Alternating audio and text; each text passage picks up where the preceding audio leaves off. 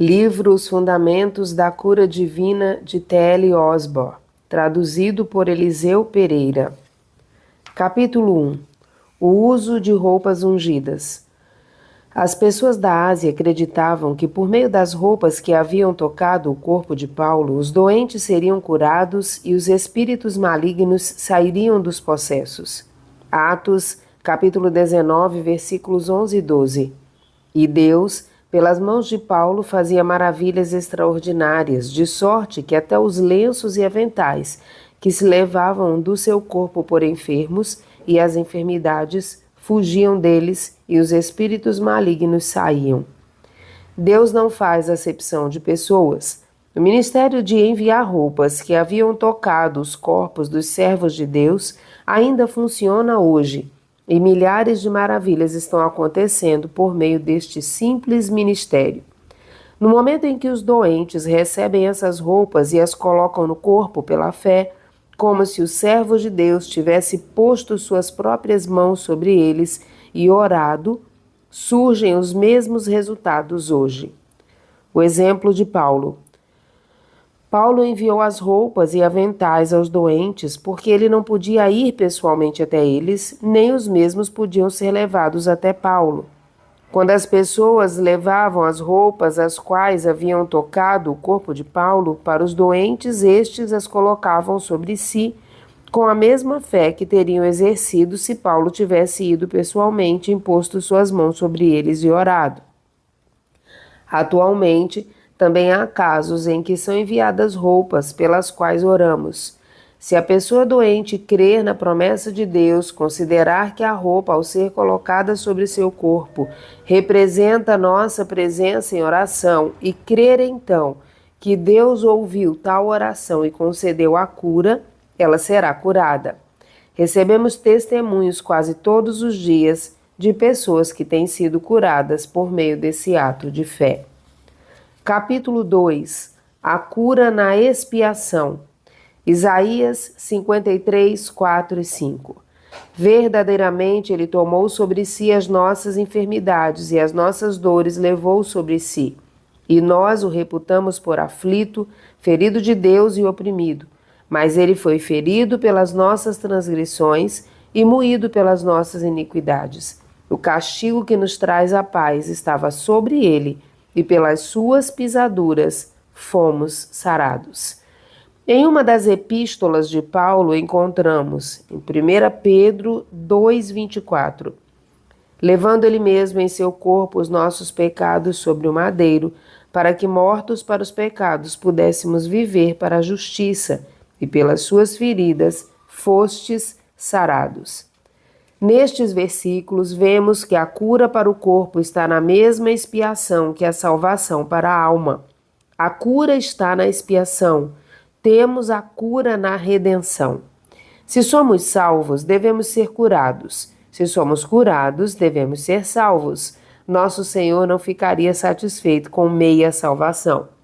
Quando você reconhecer que a cura, assim como a salvação, é sua, não precisará chamar os presbíteros, não necessitará de imposição de mãos, não terá mais de pedir em nome de Jesus o que já possui, nem precisará mais que dois concordem em orar, porque já terá aprendido a ver-se com saúde. Terá entendido que está liberto da escravidão da enfermidade e da doença.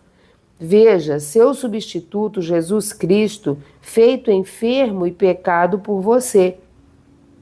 Saiba que jamais deve levar o fardo de pecado e enfermidade, porque Jesus já o levou na cruz por você. Perceba esta verdade que está em Mateus 8,17b. Ele tomou sobre si as nossas enfermidades, fraquezas e levou as nossas doenças. Você já aprendeu que Jesus, seu substituto, libertou seu corpo da enfermidade e sua alma do pecado. Veja que suas enfermidades, assim como seus pecados, foram colocados sobre Jesus no Calvário. E reconheça que se Jesus levou as suas enfermidades e doenças, você não precisa mais levá-las. Se tiver de carregá-las, então Jesus as terá carregado em vão. Porém, uma vez que ele as levou, e a palavra diz que as doenças eram suas, certamente você não tem de levá-las. Completa libertação. Nós, crentes, não precisamos mais ficar doentes.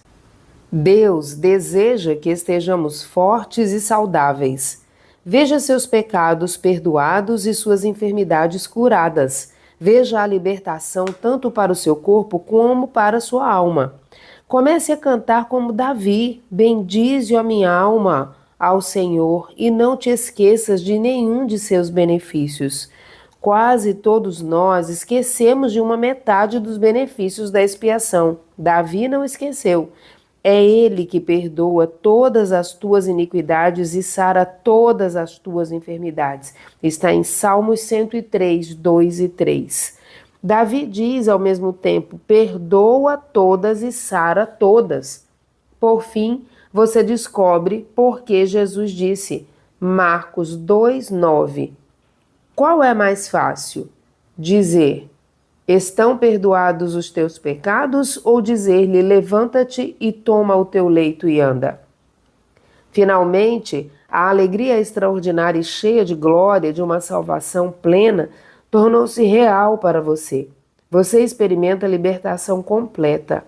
Junto com 1 Pedro 2,24, pode dizer: levando ele mesmo em seu corpo os nossos pecados sobre o madeiro, pelas suas feridas fostes sarados. Veja tudo feito no Calvário.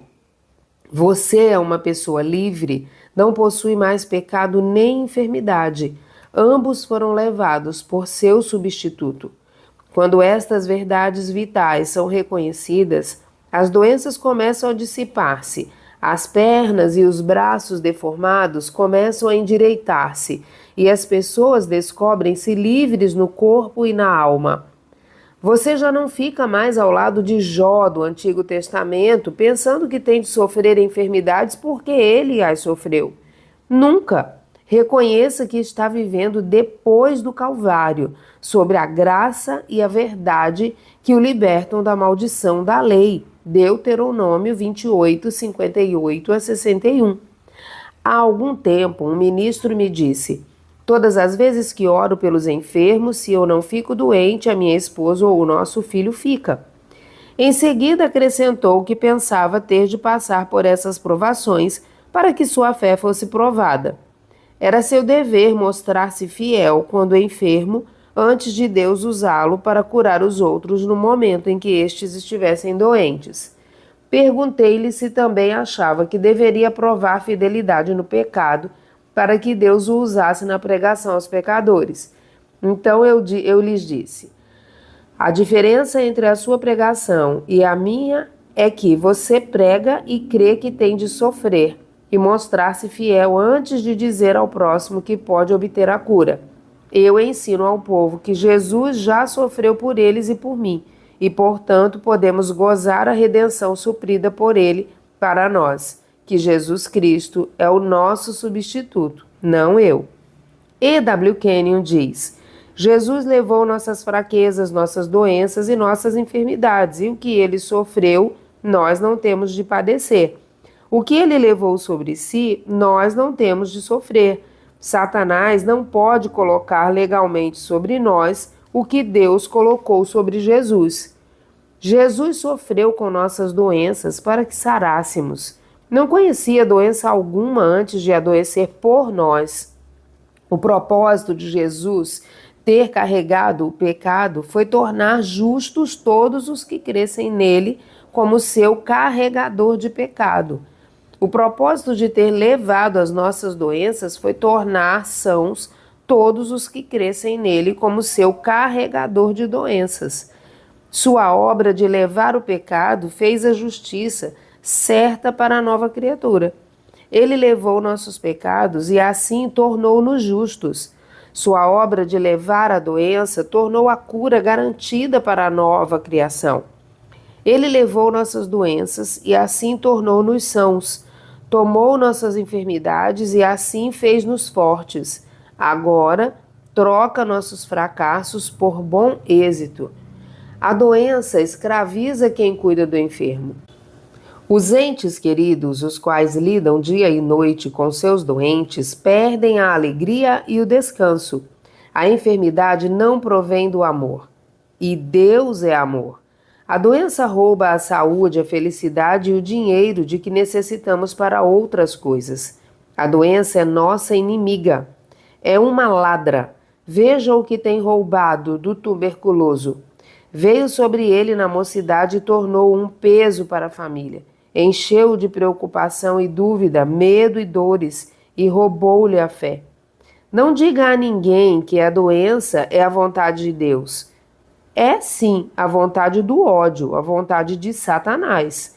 Se a doença tornou-se a vontade do amor, então o amor transformou-se em ódio. Se a doença é a vontade de Deus, então o céu será cheio de doença. Jesus era a perfeita imagem do Pai. Está em Hebreus 1:3. E andou por toda parte curando os enfermos. Atos 10:38. A doença e a enfermidade nunca são a vontade do Pai. Acreditar nisso é ser iludido pelo adversário. Se a cura não tivesse no plano da redenção, jamais estaria no grande capítulo da substituição, o capítulo 53 de Isaías. Esta é a libertação que desejamos que você encontre na leitura desta mensagem. Haja de acordo com ela e a saúde voltará ao seu corpo. A fé na palavra de Deus nunca é desprezada pelo Pai. Ao contrário, sempre traz sua completa resposta. É a fé que Ele deseja ver praticada por você. A fé passa a fazer parte de você, passa a ser tão natural para o homem espiritual como ver e ouvir é para o homem natural. Deus disse: Eu sou o Senhor que te sara. Está em Êxodo 15:26c. Se 3 milhões de pessoas puderam crer nisso e encontrar perfeita saúde e força sobre a lei, nós, os que estamos vivendo sob a graça, misericórdia e verdade, também não podemos ser um corpo sadio em Cristo? Capítulo 3. A base da fé firme. Um homem veio pedir-me que orássemos por sua cura. Ele era completamente surdo de um ouvido há mais de 20 anos.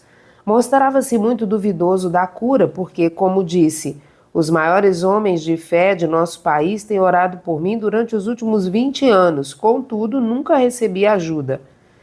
Depois perguntou: por que meu ouvido não sara? Respondi-lhe: vai sarar se você crer. Todos disseram o mesmo, mas não recebi ajuda de nenhum deles. Meu amigo, respondi, agindo como se ele fosse um tipo muito indigno. Você acha que Deus quer curar uma pessoa como você? Ele respondeu, não sei. Depois acrescentou, sei que se for da vontade dele, pode. Mas, ora, isso deve ser uma daquelas coisas que não é para a gente saber. Disse-lhe, e é por isso que nunca foi curado. Jamais leu a palavra de Deus por si mesmo, nem recebeu com fé o que foi pregado em sua presença. Não sabe se Deus disse ou não que iria curá-lo. Portanto, não é de admirar que você não saiba se é vontade de Deus curá-lo ou não. Em seguida, perguntei, você crê que é vontade de Deus cumprir sua promessa? Ele respondeu, claro que creio. Eu disse, então, ele prometeu curá-lo. E se posso citar-lhe sua promessa, deve crer nele e ficar curado agora e aqui mesmo. Logo comecei a citar alguns versículos acerca da cura de nosso corpo, cada um contendo uma promessa geral. Por exemplo, Êxodo 15:26c, eu sou o Senhor que te sara. Tal discurso foi dirigido a mais de 3 milhões de pessoas. 1 Pedro 2:24c, pelas suas feridas fostes sarados. Tiago 5:14, e está alguém entre vós doente? Chame os presbíteros da igreja. Depois perguntei, agora, diante de todos estes versículos, os quais são promessas feitas a todos aqueles que desejam confiar nelas, você acha que Deus o incluiu? Ele respondeu, sim, acho que me incluiu. Perguntei-lhe mais, Então Deus quer curá-lo desde o dia em que fez provisão para a cura de toda doença e de toda enfermidade entre todo o povo? O homem respondeu enfaticamente: sim, eu creio que a cura é para mim esta noite. Nunca havia pensado assim antes. Seus olhos brilhavam com a luz da fé, quando percebeu que a palavra de Deus era dirigida a ele pessoalmente. Percebi que as circunstâncias eram favoráveis para que eu orasse em favor dele. Eu tinha apenas tocado em seu ouvido surdo quando o som, como um estalo, entrou, e ele pôde ouvir tão perfeitamente com qual ouvido quanto com o outro. Quando finalmente soube o que Deus dissera acerca de toda doença e enfermidade, teve coragem de confiar na palavra, declarando estar incluído no alguém de Tiago 5,14, no T de Êxodo 15:26 e no nossas de Mateus 8:17, a obra foi realizada. Este fato ilustra bem o propósito de escrever este livro. Que você perceba que as promessas na palavra de Deus são para você e que, tomando conhecimento disto, haja segundo a promessa da palavra de Deus e espere que ele a cumpra em sua vida. O que é fé? Hebreus 11:1 diz: ora, a fé é o firme fundamento das coisas que se esperam e a prova das coisas que se não veem. Este versículo é citado muitas vezes assim: a fé é o título de prosperidade daquilo que se espera, a prova das coisas não vistas ainda. Ou a fé é o título de prosperidade daquilo que sabemos que possuímos, apesar de não o termos visto ainda.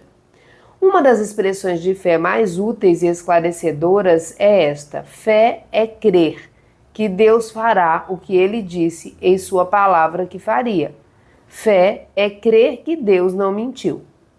Deus nunca pediu que manifestássemos fé por algo que ele não tenha primeiro prometido fazer por nós.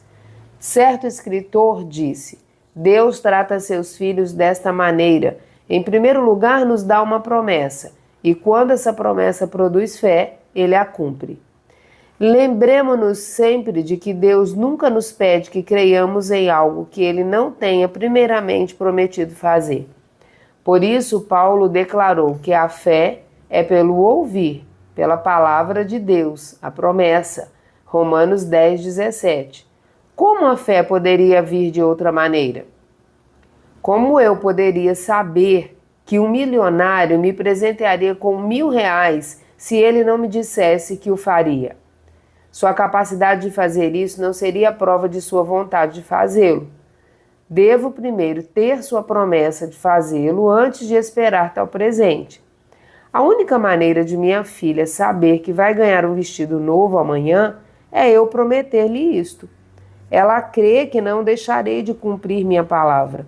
Todavia, há a possibilidade de eu morrer antes de chegar amanhã ou de ter mentido.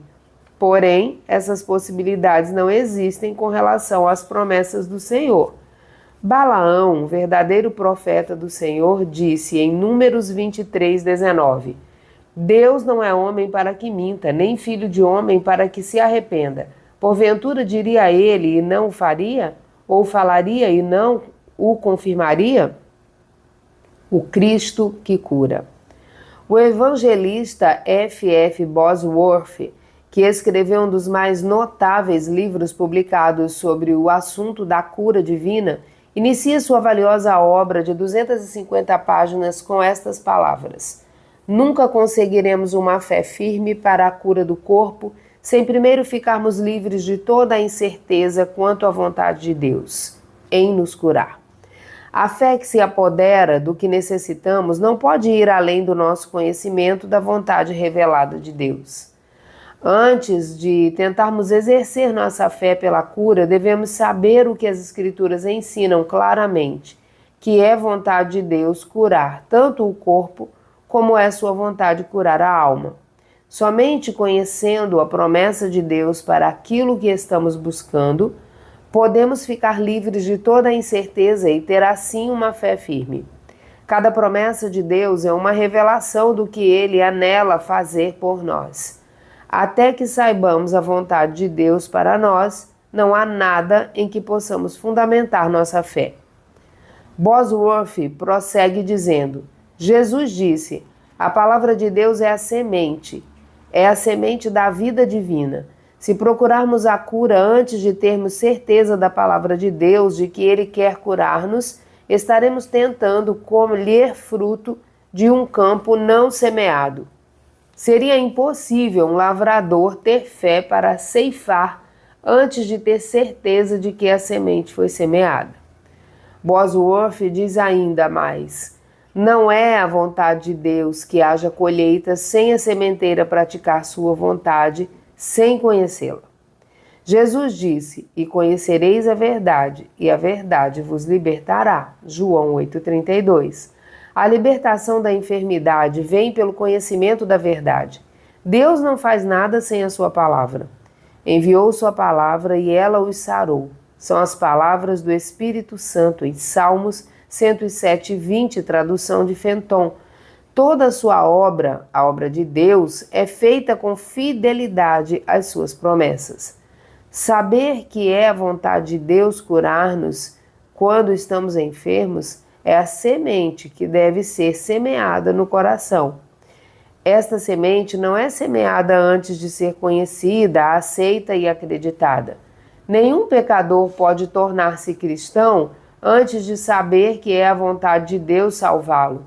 É a palavra de Deus semeada, regada e acreditada com firmeza que cura tanto a alma quanto o corpo. A semente tem de permanecer plantada e ser regada antes que possa produzir os frutos.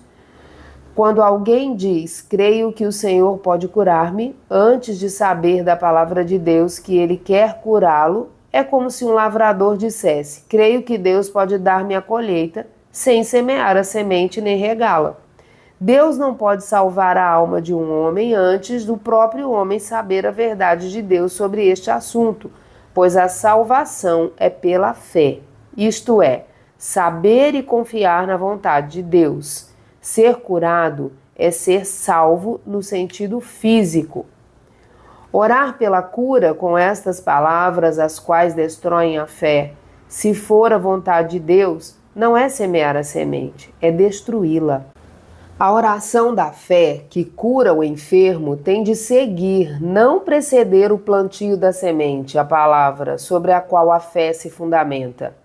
Este é o evangelho do qual o Espírito Santo diz: é o poder de Deus para a salvação. Romanos 1,16. Em todas as suas fases, tanto física como espiritual. Todo o evangelho é para toda criatura e para todas as nações. O evangelho não deixa o homem orando na incerteza, se for a tua vontade. O evangelho informa-o de que esta é a vontade de Deus.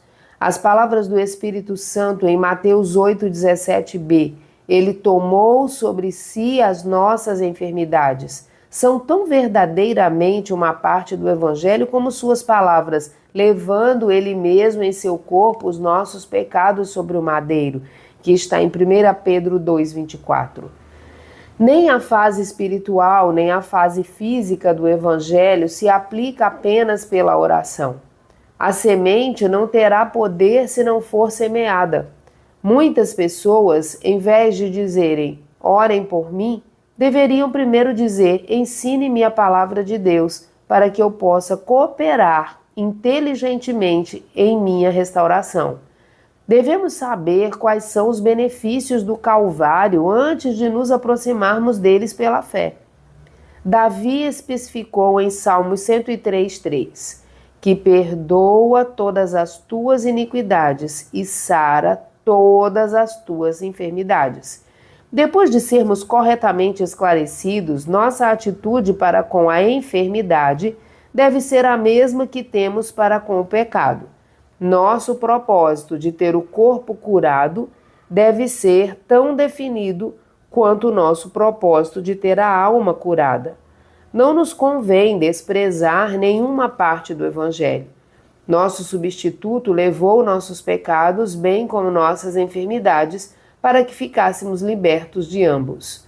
O fato de Cristo levar nossos pecados e nossas enfermidades é com toda certeza uma razão válida para confiarmos nele, agora para libertar-nos destes dois males. Quando em oração entregamos-nos definitivamente a Deus para o perdão de nossos pecados, devemos crer na autoridade de sua palavra que nossa oração foi respondida. Devemos fazer o mesmo quando oramos pedindo a cura. Filho meu, atenta para as minhas palavras. As minhas razões, inclina o teu ouvido. Não as deixes apartar-se dos teus olhos. Guarda-as no meio do teu coração, porque são vida para os que as acham e saúde para o seu corpo. Provérbios 4, 20 e 22. Nesta passagem abrangente, Deus nos informa exatamente a maneira de atender às suas palavras. Ele diz: não as deixes apartar-se dos teus olhos. Em vez de olhar para os sintomas e preocupar-se com eles, não deixe as palavras de Deus se apartarem de seus olhos. Isto é, olhe-as continuamente, como Abraão, fortaleça-se na fé, olhando firmemente as promessas de Deus e nada mais. Quando atentarmos para as palavras de Deus, não as deixando apartarem de nossos olhos e conservando-as em nosso coração, a semente estará em boa terra, no tipo de terra que Jesus disse dar fruto, e sobre a qual Paulo diz, a qual também opera em nós. 1 Tessalonicenses 2,13. Quando o lavrador planta a semente, ele não a desenterra todos os dias para ver se está crescendo, mas diz: estou contente, pois já está semeada, e crê que já começou a germinar. Por que não ter a mesma fé nas sementes incorruptíveis, as palavras de Deus, as quais ele diz que são espírito e vida, e crer que já está começando a germinar sem esperar para ver? Quando seus olhos se fixam nos sintomas e sua mente está mais ocupada com estes do que com a palavra de Deus, você tem na terra o tipo errado de semente para a colheita que deseja. Tem plantadas as sementes da dúvida, está tentando ter uma colheita de outra espécie de semente. É impossível semear joio e colher trigo. Os sintomas podem indicar a morte, mas as palavras de Deus indicam a vida, e você não pode olhar em sentidos opostos de uma única vez. Depois de ter plantado a semente, creia que ela está crescendo antes mesmo de ver crescer. Esta é a fé, que é a prova das coisas que se não veem. Hebreus 11:1. Em Cristo temos a prova perfeita para fundamentar a fé. Qualquer um de nós pode livrar-se de suas dúvidas considerando atentamente apenas a evidência de que Deus tem dado para a nossa fé. Observar somente o que Deus diz produz e aumenta a fé. Assim será mais fácil crer do que duvidar, pois as provas da fé são muito mais fortes do que as dúvidas. Não duvide de sua fé, duvide de suas dúvidas, pois estas não merecem confiança. Ele poderá, se quiser. Uma senhora disse-me: irmã Osborne, eu daria tudo o que tenho para ver minha mãe curada. Sei que Deus pode restaurá-la completamente e acho que tenho a fé necessária para crer que Ele possa curá-la, se eu ao menos soubesse que é a vontade dele curá-la. Perguntei-lhe: a senhora crê que é a vontade de Deus salvar um pecador? Oh, creio sim, respondeu. Como sabe? Perguntei. Ora, respondeu, se não for por outra razão, o texto áureo da Bíblia, João 3,16, prova isto, pois diz: todo aquele que nele crê não pereça, mas tenha a vida eterna. Observe que ela estava disposta a crer que Deus salvaria o mais vil pecador, porque podia citar um único versículo o qual promete o que ela cria. Então perguntei-lhe: não crê que é a vontade de Deus curar sua mãe? Ela respondeu: ora, não sei se podemos determinar isso. Perguntei mais: Deus cumprirá a sua promessa? Ela disse, claro que sim, cumprirá.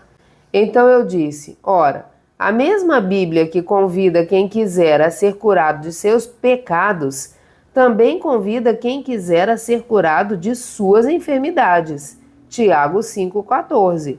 E continuei, o mesmo Cristo que sempre perdoou pecados, também curou enfermidades.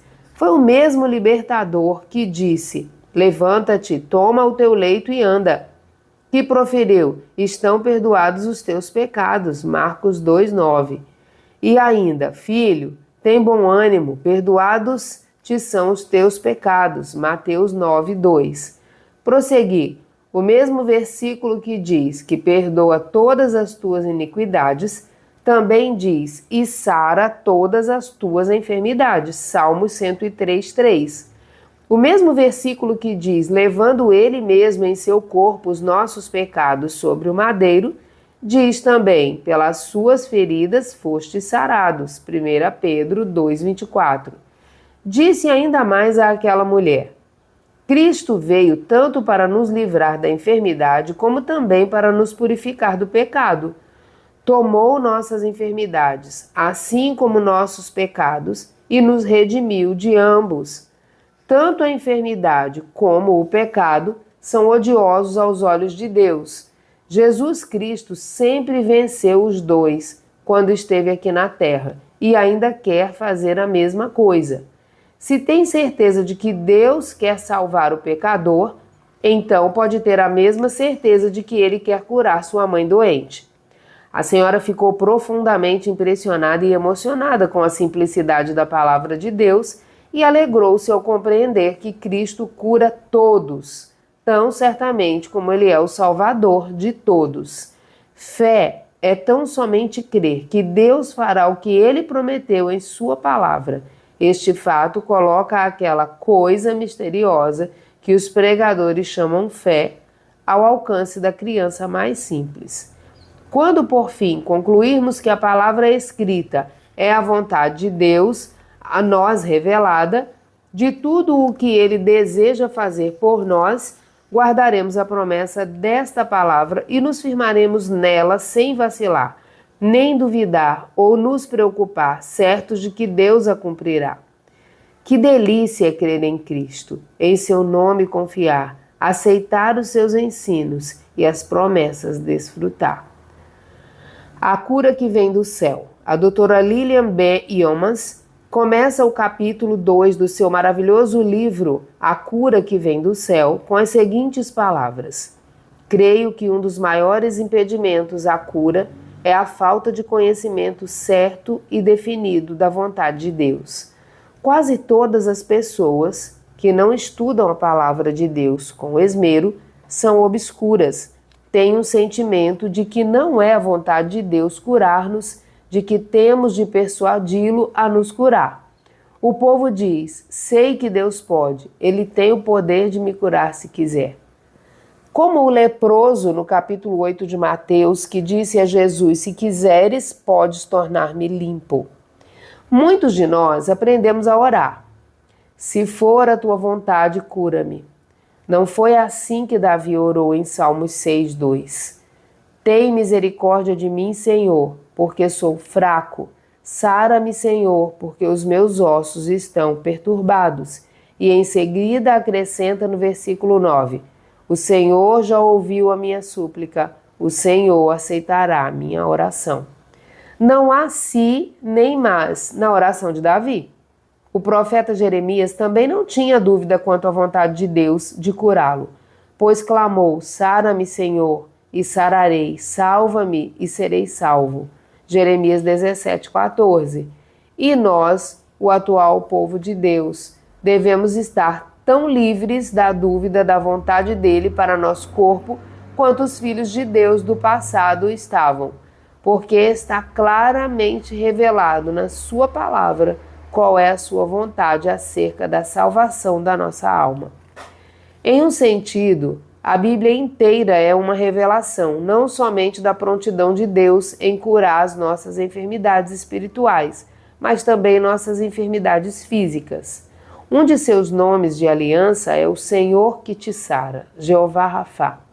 Ele é o Senhor que não muda, o imutável Senhor que cura, concede saúde, dá vida, o único soberano sobre todos os poderes do universo. Jesus é a perfeita imagem do Pai, a perfeita expressão de Deus e de sua santa vontade. Ele disse: "E quem me vê a mim, vê aquele que me enviou." João 12:45. Declarou que suas palavras não eram suas próprias, mas do Pai que o enviou. Jesus curava todos os que se chegavam a ele, jamais se recusando a curar uma pessoa sequer. Não encontramos qualquer exemplo em que ele tenha dito: "Não é minha vontade curar-te", nem "é necessário que tu sofras para seres disciplinado." Sua resposta sempre foi: "Quero." Esse fato resolve para sempre que é a vontade de Deus curar todos os enfermos. A salvação inclui a cura do físico.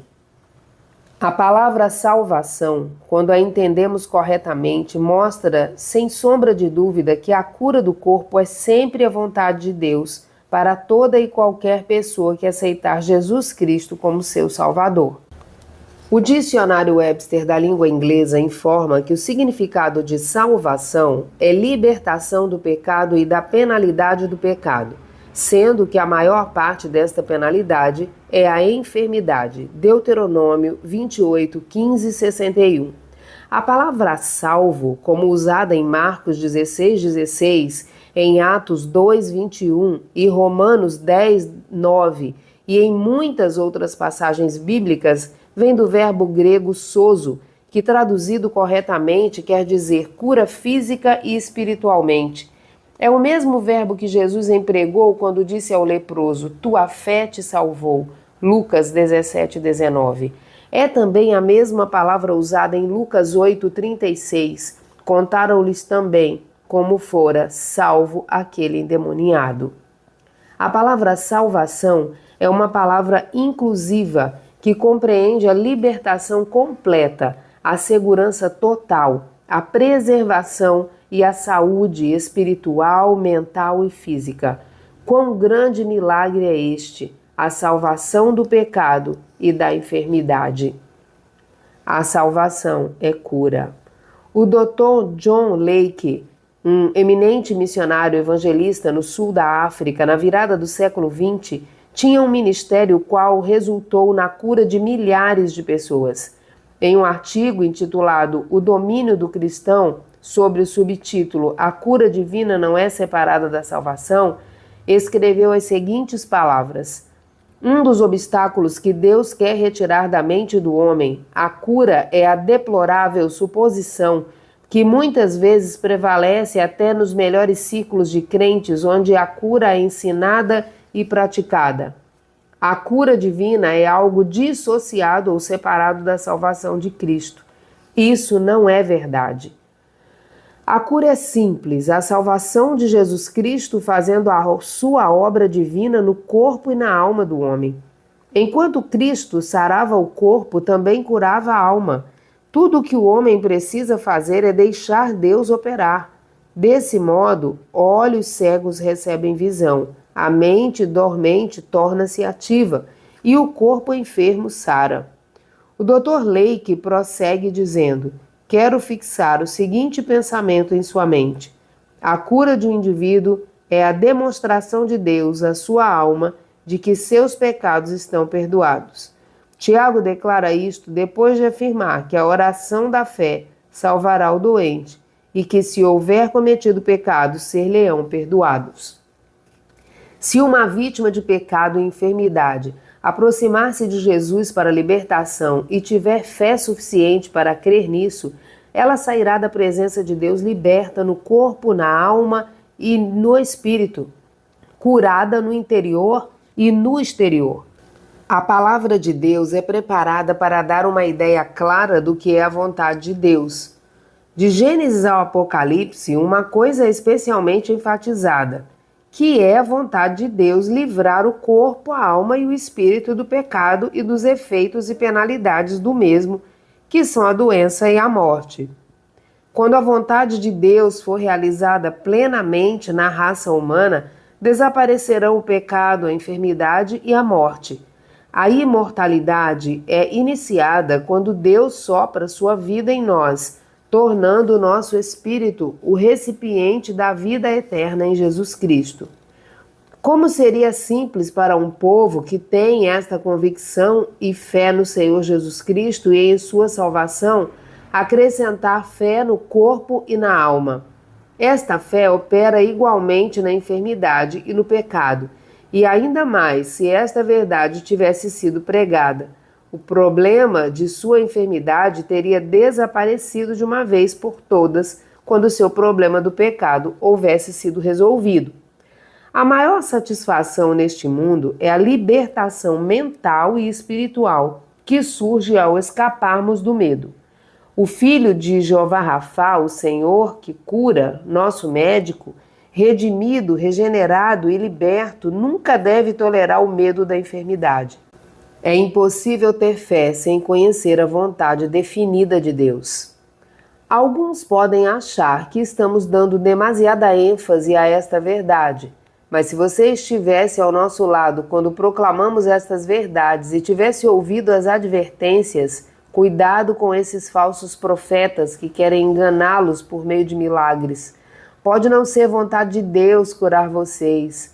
A enfermidade muitas vezes é sua bênção divina. A cura não é para os dias atuais, e etc. Então compreenderia porque desejamos deixar claro que, segundo a palavra de Deus, é sempre a vontade dele curar aqueles que lhe obedecem, creem nele e agem corajosamente conforme sua palavra da promessa. O convite. Jesus disse em João 8,32: E conhecereis a verdade, e a verdade vos libertará.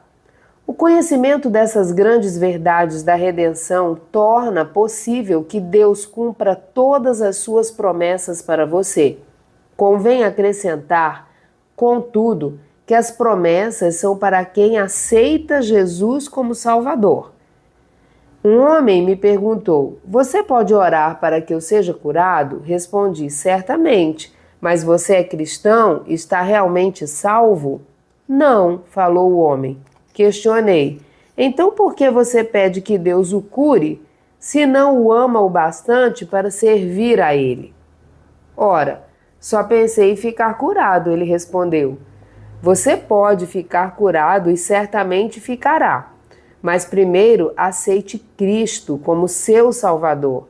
Então ele terá prazer em restaurá-lo. Argumentei. Por que você pediria a Deus que lhe desse mais força para servir ao diabo? Se você servir a Deus, ele, Jeová Rafá, o Senhor que cura, terá prazer não apenas em curá-lo, mas também em cumprir cada uma de suas promessas em você e mantê-lo feliz pelo resto da vida. O homem pensou seriamente, aceitou Cristo, foi convertido de modo maravilhoso e sarou imediatamente. Talvez você seja um dos que deseja a cura para seu corpo, mas não tenha a alegria de saber que tudo está bem em sua alma. Se esse é o seu caso, lembre-se de que o melhor momento para ser salvo é agora. Em 2 Coríntios 6, 2b diz: Eis aqui agora o tempo aceitável, eis aqui agora o dia da salvação. Deus está esperando para derramar suas bênçãos sobre sua vida. Ele deseja revelar-se a você em toda a sua plenitude. Quem nunca aceitou Cristo como Salvador deve lembrar-se de que todos pecaram e destituídos estão da glória de Deus. Está em Romanos 3:23. Se vos não arrependerdes, todos de igual modo perecereis. Lucas 13:5. Jesus disse: necessário vos é nascer de novo. João 3:7b. Paulo afirmou em 2 Coríntios 5:17a: se alguém está em Cristo, nova criatura é. Toda pessoa pode e deve saber que está salva. A Bíblia diz: sabemos que passamos da morte para a vida. 1 João 3,14a. Há muitas coisas que nunca saberemos, mas graças a Deus podemos saber que passamos da morte para a vida. No momento em que você definir suas ações e seguir o padrão bíblico, terá conhecimento disso. E que bênção é saber que tudo vai bem com a sua alma. Alguns talvez perguntem: como posso saber que estou salvo? Como ter certeza de que meus pecados foram perdoados? O carcereiro de Filipos perguntou: Senhores, que é necessário que eu faça para me salvar? E eles, Paulo e Silas, disseram: crê no Senhor Jesus Cristo e serás salvo, tu e a tua casa. Atos 16, 30, 31. Jesus disse: quem crer e for batizado será salvo. Está em Marcos 16, 16a. Paulo declarou: se com a tua boca confessares ao Senhor Jesus e em teu coração creres que Deus o ressuscitou dos mortos, serás salvo. Romanos 10, 9. Atos 2, 21. Pedro disse: e acontecerá que todo aquele que invocar o nome do Senhor será salvo. Todos esses versículos têm uma promessa definida: você será salvo. Se você atender definitivamente ao que eles exigem, será salvo. A oração da cura. Agora que você aceitou Cristo como Salvador, você é um filho de Deus e tem direito ao cumprimento de toda e qualquer promessa que o Senhor fez à sua família. Se você precisa de cura, ore neste momento e seja curado da mesma maneira que foi salvo. Cristo levou suas enfermidades e pelas pisaduras dele você foi sarado. Aquele que perdoou todas as suas iniquidades também curou todas as suas enfermidades. Jesus disse: e estes sinais seguirão aos que crerem. Em meu nome expulsarão demônios, imporão as mãos sobre os enfermos e os curarão. Marcos 16, 17a, 18b. Como filho de Deus, se você precisa de cura, use seus direitos em oração e dessa forma seja liberto e curado onde estiver. Agora que você está terminando a leitura deste volume e tomou conhecimento de seus direitos em Cristo como cristão, concretize sua fé, repreenda o inimigo que tem interferido em sua saúde e seja abençoado conforme a promessa. Salmos 103, 3b diz: é Ele que sara todas as tuas enfermidades. Se você está doente ou incapacitado de alguma forma e crê na mensagem de libertação que apresentamos neste livro, se está pronto para concretizar a palavra colocando sua fé em ação, ore assim: Pai Celestial, graças te dou porque me revelastes a verdade. Graças te dou porque Cristo me redimiu das minhas doenças, fazendo-se enfermo em meu lugar. Rendo-te graças porque pelas suas pisaduras fui sarado. Estou muito grato porque não preciso levar minhas enfermidades, como também não preciso levar meus pecados, porque tu me revelaste, Cristo, meu eterno substituto, que em meu lugar levou minhas dores e minhas iniquidades. Estou muito contente por conhecer a verdade, que Satanás é o responsável pelas minhas enfermidades e eu tenho direito e autoridade legais sobre todos os demônios. Agora, Pai, venho conforme as Escrituras, esperando que tu guardes tua palavra e cumpras a tua promessa. Eu sou o Senhor que te sara. Repreendo o inimigo que tem causado o meu sofrimento. Em nome de Jesus Cristo, ordeno que a causa de minha doença saia e que todo sintoma seja destruído pelo poder do meu Senhor que está presente. Pai, graças te dou porque tu ouviste minha oração e me respondeste agora. Reivindico a promessa de cura para o meu corpo pela fé em tua palavra e te agradeço porque a fonte da minha enfermidade foi destruída e conforme a promessa de Jesus eu sarei. Em nome de Jesus Cristo. Amém. Visto que você já orou e repreendeu a origem de sua enfermidade e reconheceu pela fé na oração de Deus que Ele respondeu sua oração, retenha firme a confissão da esperança, porque fiel é o que prometeu. Hebreus 10, 23. Não deixe o diabo ouvir de seus lábios coisa alguma a não ser a confissão da palavra. Não se permita pensar em nada contrário ao que o Pai prometeu nas Escrituras Sagradas. Tudo que não seja ficará curado é mentira do diabo. Portanto, fique firme no Evangelho. O Senhor cumprirá em sua vida tudo quanto prometeu. Faça como Abraão, fique firme na fé, olhando para a promessa. Conserve a palavra do Senhor diante de seus olhos. Olhe para a promessa continuamente. Nunca considere algum sintoma que contradiga a Escritura Sagrada como razão para duvidar da palavra eterna, porque está escrito: eu velo sobre a minha palavra para a cumprir. Jeremias 1, 12b.